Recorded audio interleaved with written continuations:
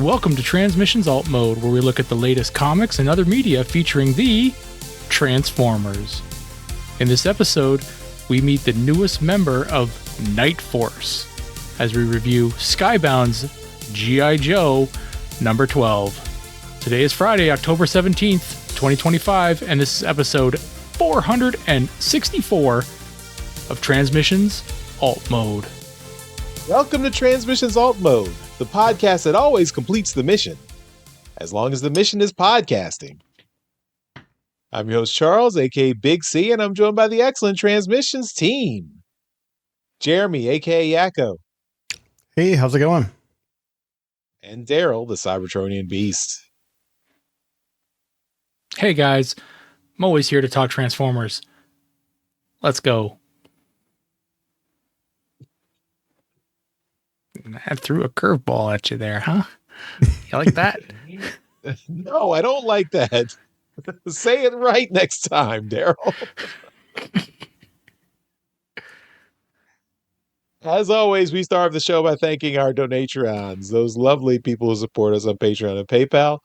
Thank you all so much for continuing to contribute and keep the show going. If you're not a donatron and would like to become one, just go to transmissionspodcast.com/support, and that's where you can sign up. You get bonus content like our bonus show, We Like Big Bots, and that's by Daryl and Dr. Pants talking about the biggest bots in their collection. And we've got 14 episodes available on our Patreon page, so you can check those all out. We've also got our Transformers Live Play RPG podcast, Empire of Rust, and this week we had episode 146, No Country for Old Tanks, and that's available at transmissionspodcast.com/rust because it's the regular free version. But if you are a donatron, you can get access to episode 147 in just a couple of days. It'll be out next Monday. So you'll get it a full week early before everyone else gets episode 147. So that's a good perk, don't you think? And lastly, of course, we've got our Toy Hacks promo code. You can use that code SPOOKYBOTS at toyhacks.com to save 15% off everything at toyhacks.com. So remember that code SPOOKYBOTS for the month of October. That code will be good until October 31st. And that'll get you 15% off everything at toyhacks.com. All right, let's get into the show. We've got our comic review. And we are reviewing G.I. Joe number 12. This is a full spoiler review as usual, so if you haven't read the issue yet, or if you don't care about reading the issue, it's fine, hang out. But if you do care and don't want to be spoiled, go get the issue and read it, then come back here. But G.I. Joe number 12, writer Joshua Williamson, artist Marco Fodera, I think. Colorist Lee Luffridge, letterer Russ Wooten, editor Ben Abernathy, publication design Andres Suarez, and production Ashby Florence. At the pit, G.I. Joe headquarters, Duke asks for a leave of absence from Colonel Hawk.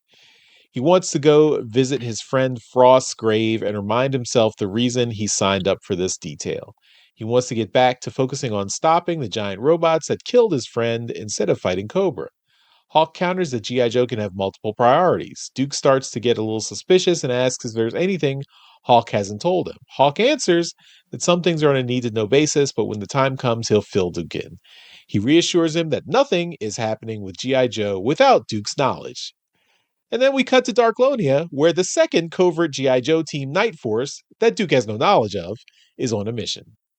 Flint, Lady J, and Beachhead are sneaking outside of the Grenadier labor camp. They are here to break out a special prisoner, the expert sniper Jody Craig, aka Shooter. Security is tight, but Beachhead can get a window to get in and get her out tonight. In her cell, Jody has no idea she's about to be rescued. She's just biding her time, waiting. A tiny fly buzzes into the room, and she grabs a small stone from the floor of the prison and flings it with deadly accuracy, killing the fly. She smiles to herself, knowing prison has not dulled her skills. Then a guard comes to tell her it's time to get up again. The guard brings her before Lord Darklon, Destro's cousin and current ruler of Darklonia. He confronts her for what must be the last of several times that he knows she came to his court country on a mission, probably to assassinate him. Jody refuses to confirm this by telling who her target is, regardless of how much they torture her. So she's going to stay in prison for the rest of her life, unless she takes his offer. She just needs to kill someone for him, but she refuses again. This frustrates Darkline, and he orders his henchwoman Ivana to deliver some punishment. Ivana, a giant strong woman, gives Jody a savage beating. With every blow, Jody flashes back to her life with her father, who was also an expert marksman and Olympic gold medalist. She grew up to be just like him, but he wasn't pleased that she joined the military to put her markswoman expertise to use in combat. Back in the present, Ivana is eager to deliver a killing blow, but Darkon orders her to stop and take her back to her cell. Ivana drags her back and whispers that she's going to kill Jody herself and then take the job she keeps refusing so she can get her own freedom. After Ivana throws Jody back in the cell, she doesn't see that Jody has secretly grabbed a small piece of scrap metal and hidden it in her hand. She uses it to pick the lock on her cell and make her escape. As Jody sneaks down the dark hallways of the prison, she hears Ivana in conversation with some of the prison guards. She's paying them to have them sound an alarm as a distraction so she can get Jody alone in the prison and take care of her. Jody whispers, "It's time," but then a voice from the shadows whispers, "Don't," as someone grabs her from behind. She fights the figure off, but the person says, "Stand down, shooter," and she realizes it's Beachhead. She asks what he's doing here, and he tells her he's here to rescue her. Shooter tells him she's on a mission and she needs to complete it before she leaves. She doesn't need saving. Beachhead says there's new orders, so they need to leave now. Shooter reluctantly follows him as they jump out of a window into the night. Unfortunately, they're spotted and the alarm is raised. Shooter says they won't be able to outrun the guards on their snowmobiles. Beachhead answers that he already thought of that, as the guards' snowmobiles promptly explode. Shooter then mentions they're still stuck out in the cold, but Beachhead replies that they're not alone. They run to Flint and Lady J, waiting in a jeep ready to escape. They hop on and get driving. But Shooter still needs to complete her mission. She asks if they were smart enough to bring her gear, and they did. She puts on a gold medal that belonged to her father as she assembles her sniper rifle. The weight of the medal around her neck keeps her steady as she prepares to fire a shot back at the prison. Lady J tells her that she's taking an impossible shot. Shooter just replies, "For you," and lines up her sight. In the prison, Ivana enters Shooter's cell to find it empty. She goes to look out the hunting window as Shooter fires. The bullet hits its target, Ivana, and Shooter remarks, "Mission accomplished." She then turns to her new shock teammates and asks, "Who are they hunting?" At Cobra headquarters, Destro and Cobra Commander welcome a new recruit. This person was found in Paris after he lost both eyes after running with some G.I. Joes. So they've used Cobra Commander's Energon signs to fit him with new eyes. And now Major Blood is the newest Cobra soldier.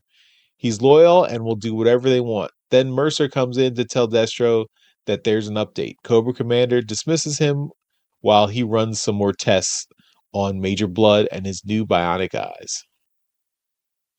When Mercer has Destro alone, he tells him they have a problem. The G.I. Joes have one of the giant robots working for them. Destro thinks this might endanger his plans, so they might need to remove Cobra Commander from power sooner rather than later. Mercer warns that if he tries to take out Cobra Commander, that will be a problem. Too many Cobras are deadly. Too many in Cobra are directly loyal to him. Even Ripper, the former Dreadnought, has become super loyal to him. Destro thinks maybe that is the key. He doesn't need to do anything to the commander himself. He just needs to help his enemies find him first. And we end the book with a look in on what's left of the Dreadnoughts, throwing knives at a picture of Cobra Commander on the wall. They are just itching for revenge. To be continued. So this was another self-contained issue like the previous Night Force issue with Beachhead. I thought it was good. It was exciting. It built the tension with the sniper rifle woman who's it's got deadly accuracy. The Transformers references were very, very light. A blink and you miss them, and that's it. But I thought overall the comic was good. I thought the artwork was interesting because it's a different artist, and it was new, but I still enjoyed it and I had fun. So that's all my thoughts on the comic. Daryl, what did you think? Yeah, it was fine. I'm not overly impressed with um the GI Joe story. Um, the part about Shooter taking the shot from the moving Jeep, this impossible shot, was kind of cool, but there was no reason given to there's no exposition as to why that was her mission. It was just, this is my mission and I'm going to complete it. Okay. Well, she said that she was undercover for months. She had to get captured to complete her mission. Yeah, but why is she killing this giant Amazon woman? Yeah, right. We don't get that much. But. So, well, she says Ivana has killed countless innocent people. It was only a matter of time before someone recruited her to kill again. So I guess she was targeted because she was a serial killer who had killed lots of people. Okay. I mean, it's all very generalized and vague. So there was no real specific her like internal monologue or something like that going over, why we got a bit of a bit of exposition as to, why she's a sniper. But no exposition as to why exactly she's killing this Ivana. So anyway, I guess she's a mercenary. That was who this Ivana is. This isn't why this Shooter's gotten this mission, right? Shooter's likely killed 300 people too, right? So, they're the same person. People. Ivana's killed innocent people. Shooter kills bad people. Does she? Well, according to the government. She kills whoever the government tells her to. So her and Ivana are the same person. Just Shooter got to her first. So anyway, I mean, I think I've said it before when we've reviewed a G.I. Joe book. Until they start talking and bringing the Transformers into this thing, or at least regularly referencing the stuff that's going on in the world, right? I'm not real interested in it. Duke at the very beginning saying, "I'm going to sit this one out so I can go to a graveyard." I don't buy that for 1 minute. For a lifer military guy, I'm going to sit out this guy, this one mission, even though it's a recon mission. I'm going to sit this one out because I want to go to the grave site of some other dude. I don't buy that. What's the dude that was killed by Starscream? Sure. I don't care who it is. He's going to sit out a recon mission because he wants to go to look at this guy's grave. He already has super PTSD because of watching him getting smushed in the air. But he goes on, like, we've been talking about this recently, how it seems like his team has been losing focus, not going after the giant robots. And he says he wants to do it to get his focus back on why he originally joined the team. And I thought that was a great addition, just kind of saying what a bunch of us are thinking. I mean, I don't think he needs to go to the gravesite. I don't think he needs to miss a mission to go to a gravesite. Go on the mission. Go on. If you want to go to the gravesite, fine. Just don't miss a mission to do it. Anyway, this is supposed to be the Energon universe. The Void Rivals book has been doing a much better job of incorporating the universe aspect of it. G.I. Joe, what issue is this? 12? This book seems to be completely on its own, except for these small little references every now and then. So until they become part of the universe, then I don't know. I'm not a super fan of this book. Fair enough. All right, Jeremy, what did you think? I enjoyed it. I thought, like I just mentioned, the thing with Duke, I thought that was really good, kind of letting us know he is still traumatized by the robots and wants to get back on track, hunting them down, which is going to lead to a collision course with Clutch and Hound.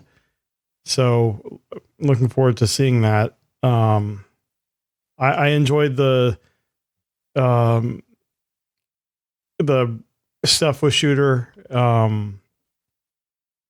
I thought that the art was interesting. It's not my favorite art we've seen, but I felt that it was good. It had a little bit of a roughness to it, and that I felt like did well with the story. But some of the faces were just, I don't know, they're not really there for me. But the characterization of Shooter, who I was not familiar with from the G.I. Joe side of things, I thought I liked her background, and I thought they set her up really well and made it believable that she would have made that shot at the end.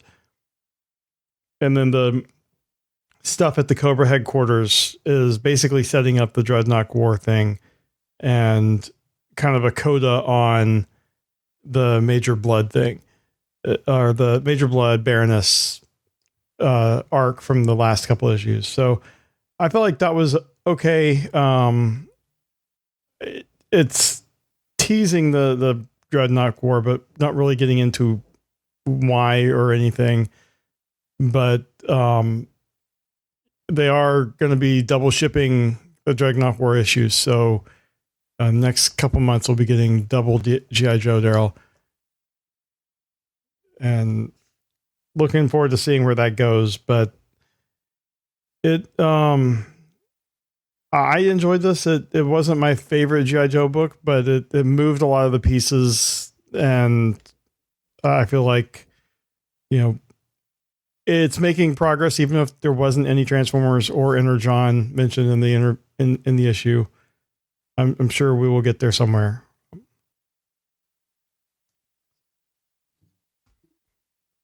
All right. Well, that's our review of G.I. Joe number 12. So if you guys are keeping up with the Energon universe, maybe write in and let us know what you thought. And if you are keeping up with G.I. Joe, and if you want more Transformers in your G.I. Joe like we do, let us know.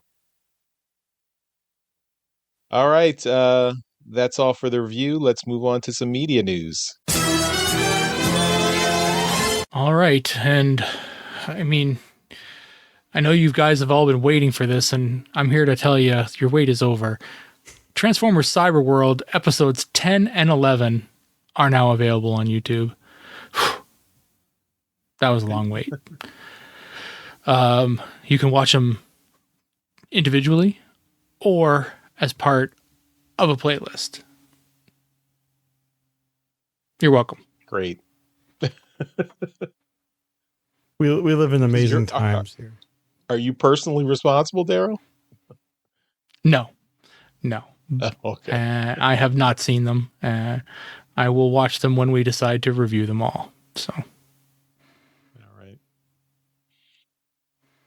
Okay, well, that's all the media news. Let's move on to some convention news.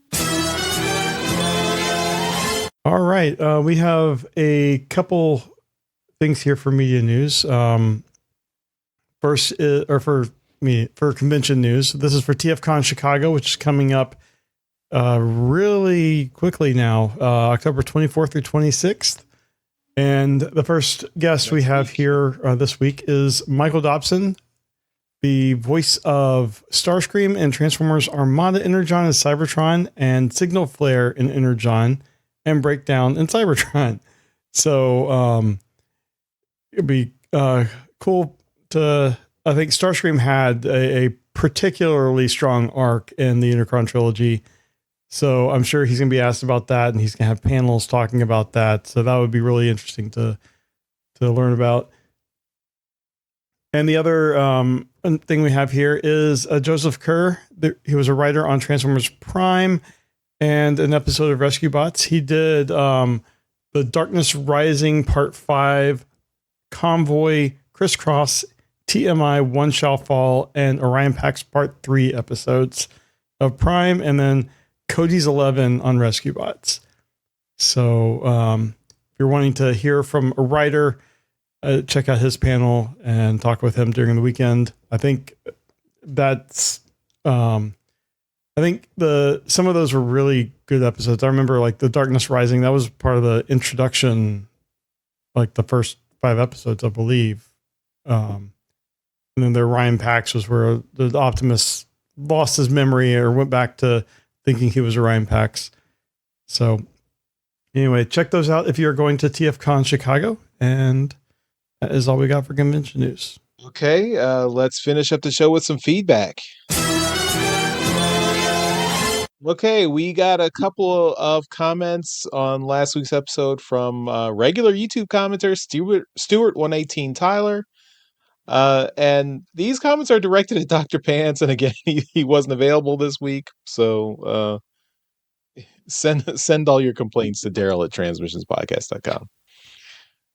All right, so Stuart says, and he gave time codes because in the he referring to what part of the video we were talking about. So last week in our Transformers 25 review, Dr. Pants mentioned that he thought Destro was a stupid name. Don't name your kids Destro. And Stewart says, "I hate to be that guy, Dr. Pants, but Destro's name is actually James McCullen Destro, the 24th to be exact. Just saying." Also, still holding out for that Pants rant segment on the show whenever the good doctor is on the program. So Dr. Pants needs to step up his pants rant game. So he wasn't too good of a mood. Yeah. And then at 3907 in the video, he was referring to Dr. Pants, talking about the multiple storylines. He says, "I got to agree with Dr. Pants. I do enjoy multiple storylines, but you need to keep that all too difficult balance between story and action. I think Void Rivals as a trade paperback might have worked better as a cohesive story." So maybe, yeah.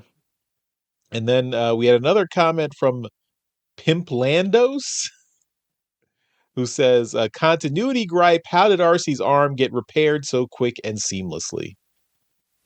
Whenever you notice one of those things, a wizard did it. I think that's what... or the Matrix did it. Yeah, I mean, those things, continuity issues are always going to happen in it's comics. So we usually are forgiving of stuff like that. But I can understand how that would be a gripe. Especially when you're changing to like new artists and stuff. Yeah. Although it was funny because they did Dan Mora kept the injured Optimus Prime arm, and it was funny because even the preview art had him with normal arms, and those images that were like the first couple of pages of the comic, but all the preview images had him with just regular arms, and then when you get the actual comic, he does have the injured half finished arm. With no armor plating covering it. So that was a bit of continuity that we got there. So All right. Well, speaking of continuity, that takes us to the end of this episode of Transmissions Alt Mode. So, of course, at the end of every episode, we give a shout out to our Masterpiece Donatrons. These are the folks who continue to support the podcast at our highest level on Patreon. So, thank you to John Forks Levengood and Steve C. And you guys are really awesome. Of course, everyone else, you're awesome as well. Thank you for watching and listening, and continue to hang out with us in Transmissions. We've got more shows coming every week, so just hang around, let us know what you think, give us some feedback. transmissionspodcast.com/feedback. All right, everyone, we'll see you next week. Bye-bye. Bye. Later. Thank you for listening to this episode of Transmissions. If you'd like to join the conversation, travel to our Discord channel at transmissionspodcast.com/Discord. Want some cool transmission swag? Feast your eyes on our transmissions gear at transmissionspodcast.com/shop. If you'd like to support our podcast, go to transmissionspodcast.com/support or tell your friends about our show. We'll see you next time.